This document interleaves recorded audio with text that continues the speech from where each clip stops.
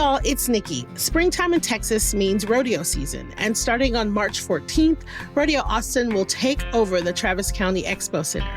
Rodeo Austin is a not-for-profit that provides real experiences and gritty fun. We're talking a pro rodeo, one-of-a-kind concerts, a carnival, and a livestock show. Y'all, there is so much to do, and the best part? It raises millions of dollars for Texas kids. So come be a part of Real Texas Grit. Get your tickets today at rodeoaustin.com. That's rodeoaustin.com. See y'all there. Hey y'all, it's Nikki, and if you know me, you know I do not like being stressed at the airport. Springtime is busy at the Austin Bergstrom International Airport, and that's why the airport recommends getting there at least 2.5 hours before the departure time for domestic flights and at least 3 hours before the departure time for international flights if you're using general TSA screening. Oh, and FYI, you can get dropped off and picked up on the upper or lower level. You can find more tips and flying information at flyaustin.com.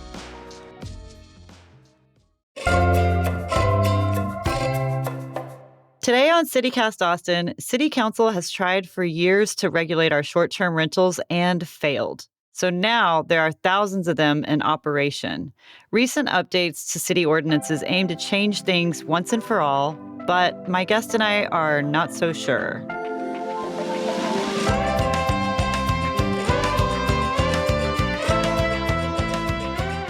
It's Monday, March 10th. I'm Eva Ruth Moravec, and this is what Austin's talking about.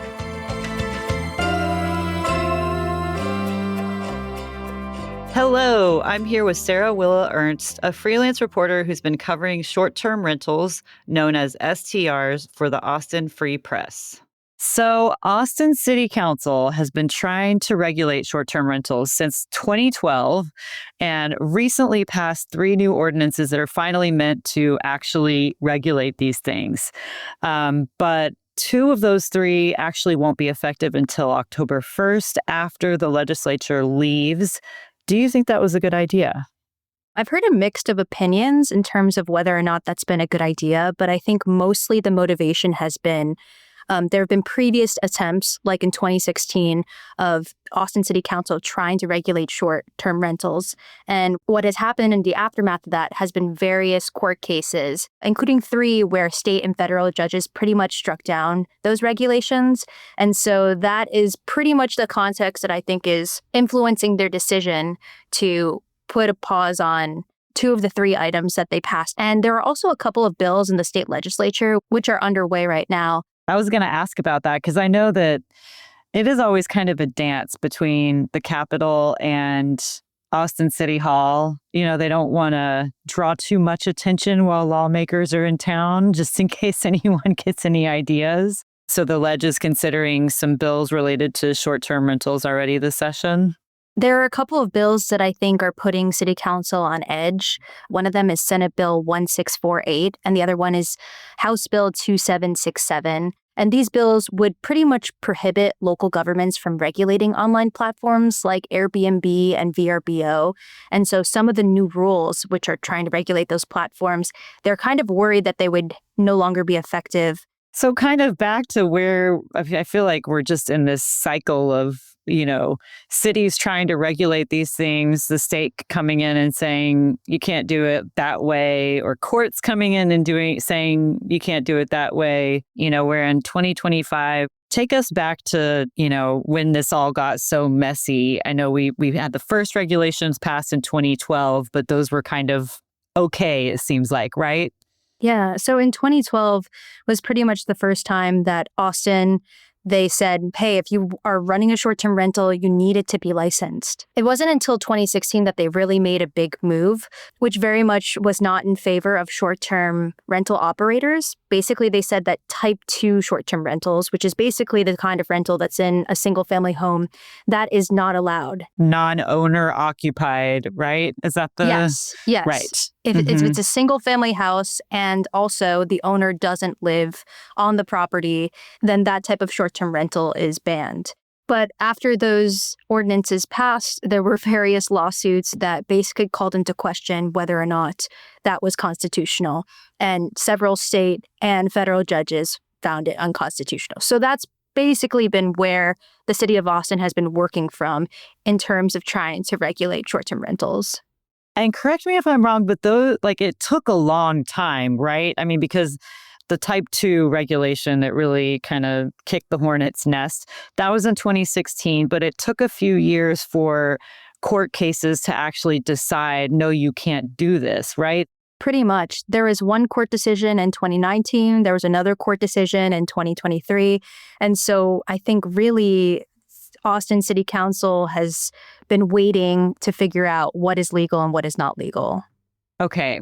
So now we finally are in this position of getting some regulations tightened up. Tell us what is in these three new, the new ordinances that were recently passed.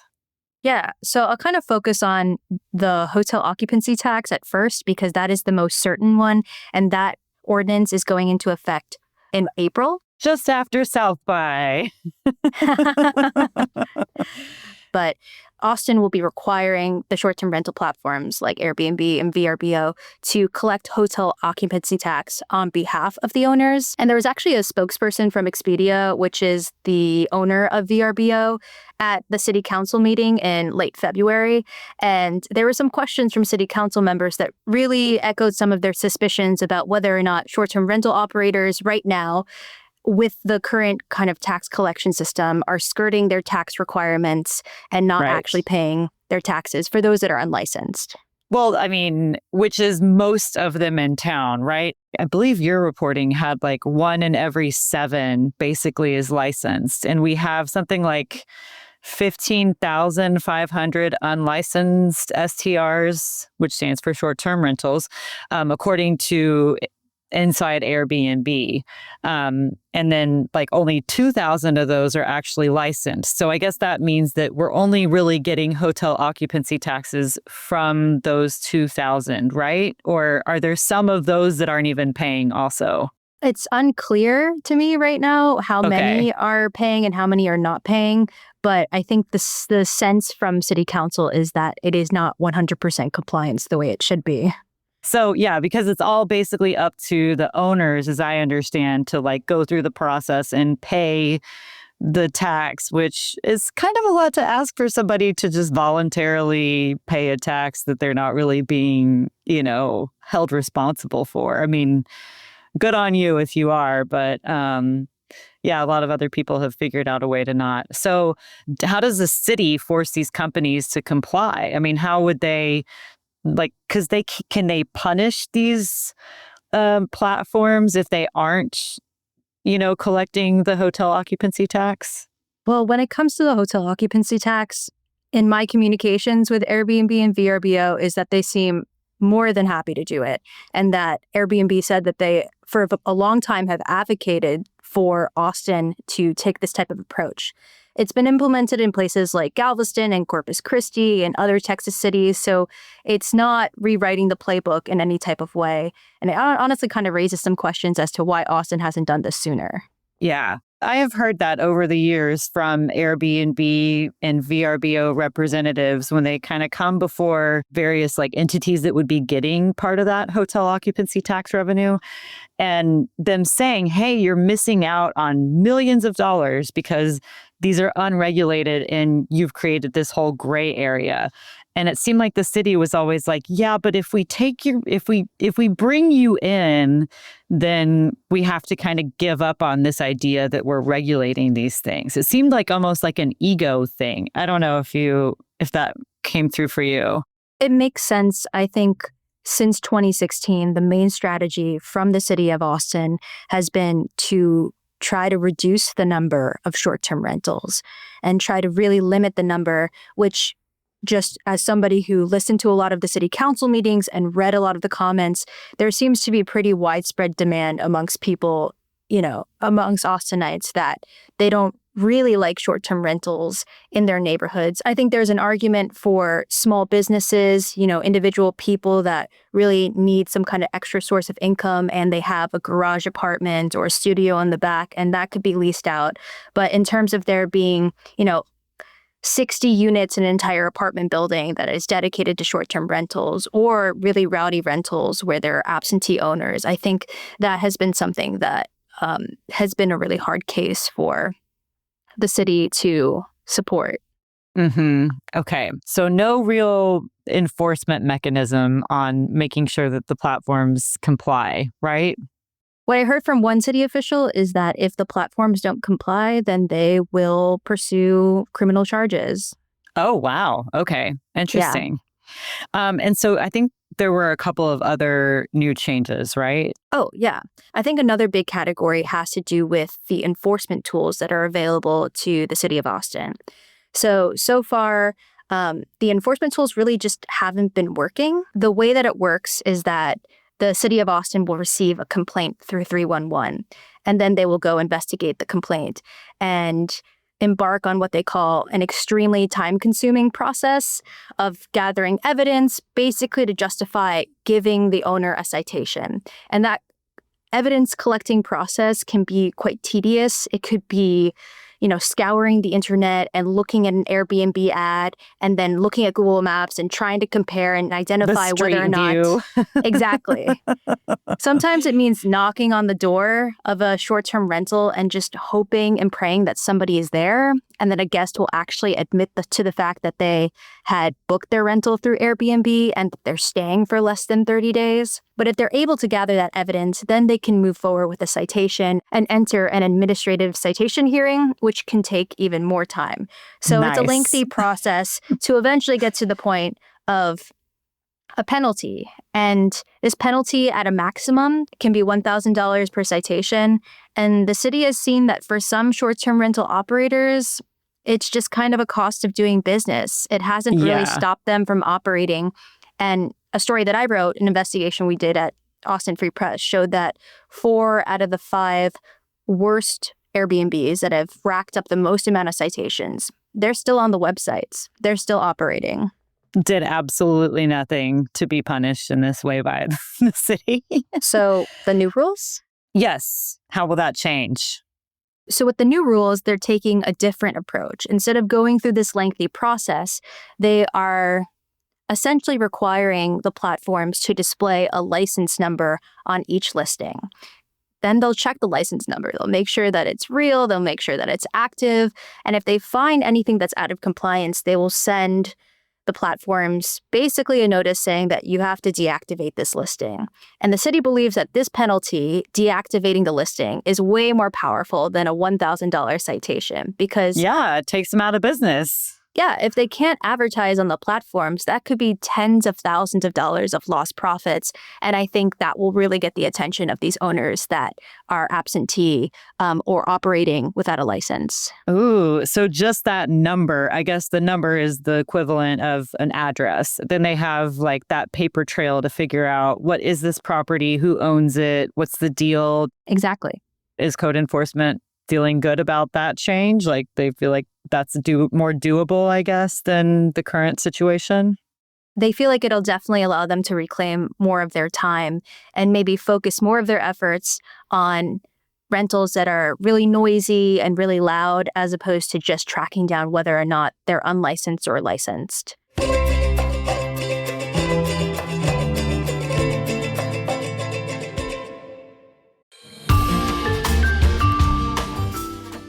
Just off the Texas coast sits a unique beach town marked with salty vibes and sun-soaked memories. Port Aransas is a place where family traditions unfold naturally, and beauty lies both in island views and the unhurried moments between adventures. It's a place where multiple generations can get together under one roof to share slow beachfront mornings and cool Gulf breeze evenings. An island escape with 18 miles of shoreline to cast your line, kayak with the kids, or simply cruise the coast in a golf cart. One visit, and you'll see why generations of Texans have anchored their traditions to the island life. Start your new favorite family tradition in Port Aransas, Texas. Go to visitportaransas.com and plan your visit to Austin's beach.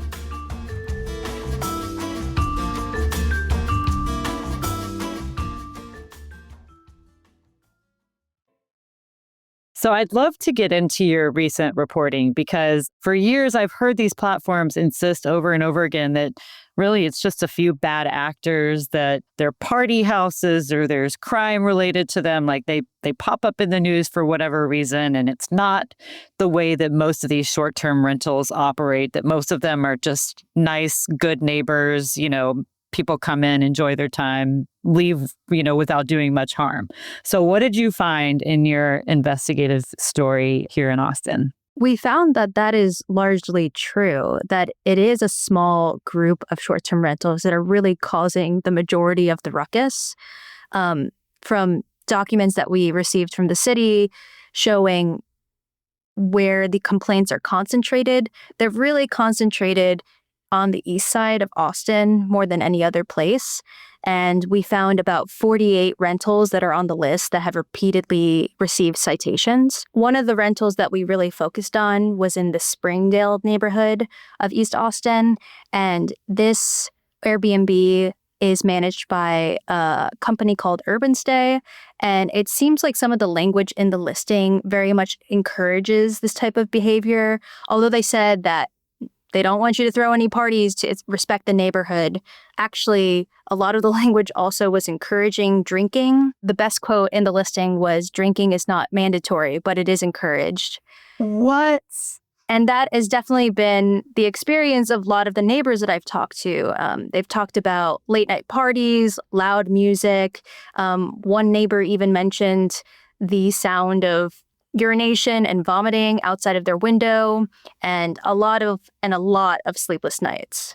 Oh man. Okay. So yeah, I was going to ask, how do these actually affect neighborhoods? Because just a complaint is one thing, that just means that you pissed off a neighbor so badly that they actually did something about it. But what do you know about how they affect the fabric of a neighborhood, or just what it's like to live next to one? Did you get into any of that?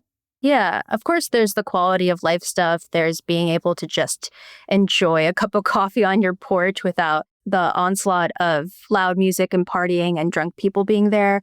But it also kind of changes the identity of a neighborhood. Is a neighborhood about a community in which people deeply invest in that community and consistently show up there? That's the case for long-term renters. That's the case for people that actually set down some roots and buy a home there. I spoke to one homeowner who said that she moved to Springdale because that is where her community is. And throughout the years of living there, a lot of her friends have been forced to leave. They were renters and they can either no longer afford to rent in Springdale, or the house that they were renting has been bought by an LLC and is now a short-term rental. They've popped up all across the neighborhood, and it really makes you question whether or not the neighborhood is meant for Austinites and people that live here, or if it's meant to generate profit and to be for tourists. But then on the flip side, like you said, it is a way to, make a little money off of something that you've invested a lot in. I mean, these are huge income generators for people, or can be, but also take a lot of work to maintain and, do everything correctly. So, I mean, do you feel like the rights of people who are owning short-term rentals, are those being heard in these conversations at City Hall? Are they, a part of these new ordinances that just got passed? Those rights are definitely reflected in a lot of the court cases that have overturned previous Austin ordinances and regulations that have tried to crack down on short-term rentals. In general, these court rulings have really favored property rights and the ability for owners to lease out their apartments and their houses, whether that's long-term or that's short-term.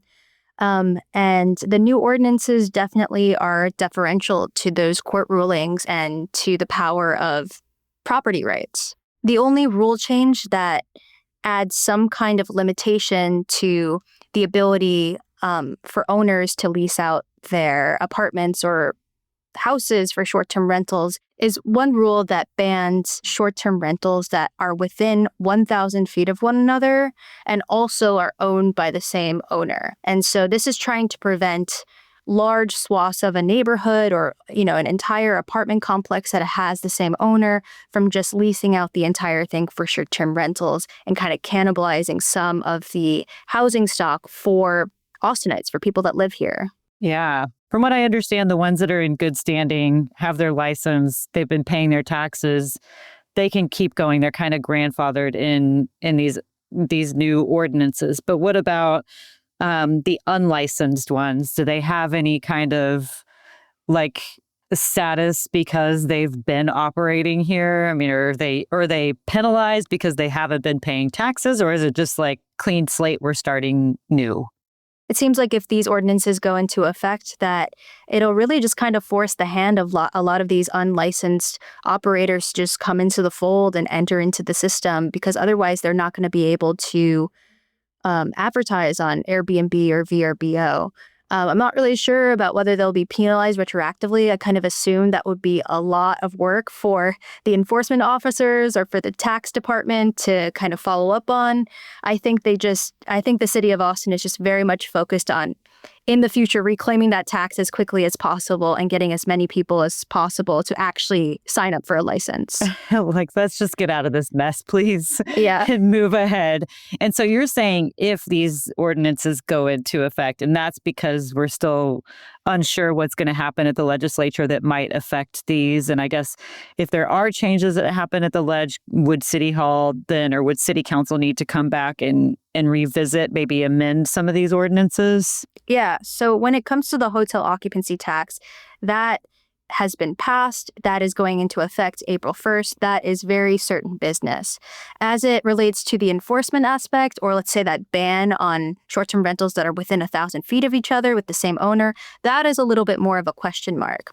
They ended up passing both those ordinances, but the enforcement aspect was actually absent from the bill language. They had last minute passed a revised ordinance with the understanding that in July, after the legislative session, they would come back and they would tweak it based off of the information that they have and making sure that the legal landscape is, accepting of this type of rule change. But these actual ordinances are listed to go into effect on October 1st. So if they return in July and there had been no changes from the ledge, that is when I think we can expect these rules to actually go into effect. Fascinating. I love the maneuvering because of that dynamic between the legislature and the City Hall. Yeah. And Austin is not the only city that's trying to overhaul its short-term rental regulations. There have been some proposals in Houston, and Dallas as well tried to pass some ordinances, but they also kind of got into some legal muck, and those were struck down. And so, yeah, it's not just Austin. It's been a lot of big cities in Texas that are trying to rejigger this. It always feels like the legislation is behind the technology, a couple steps, but I guess we'll see what happens here. Sarah, thank you so much for joining me. This was fabulous, and we'll keep an eye on your reporting for what happens next in the ongoing saga of Austin versus short-term rentals. Thanks for having me.